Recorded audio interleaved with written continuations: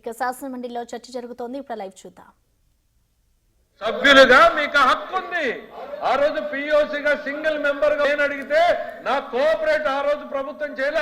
కానీ హియర్ ఆర్థిక శాఖ మంత్రిగా నేను చెప్తున్నా, ఈ ప్రభుత్వం ట్రాన్స్పరెంట్ గా ఉంటాం.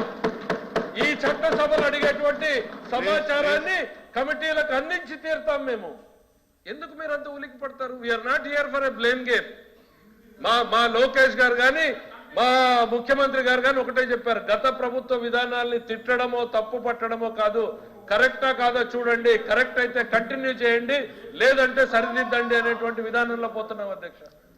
ఇది అధ్యక్ష, సభ్యులు అడిగినటువంటి సమాధానాలకి తమరొక డైరెక్షన్ ఇవ్వండి అధ్యక్ష. ఇట్లా ఇంటర్ఫియరెన్స్ కరెక్ట్ కాదు.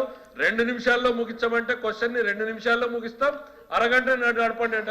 కానీ ప్రశ్నకి మాత్రం తేడా చూపొద్దండి. Okay, thank you. Question number 13592, Minister for Energy.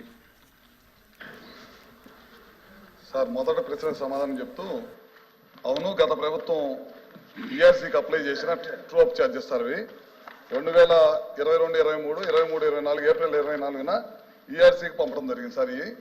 అదేవిధంగా రెండో ప్రశ్నకు సమాధానం చేస్తూ, ఇవి ఈఆర్సీ ఉత్తర్వులు, ప్రభుత్వం దగ్గర అలాంటిది ఏం లేదు.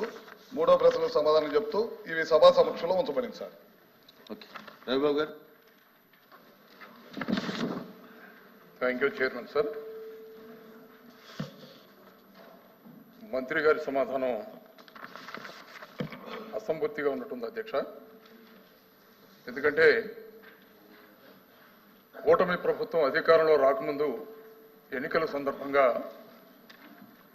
రాష్ట్రంలో వినియోగదారుల మీద పడుతున్నటువంటి అధిక భారాన్ని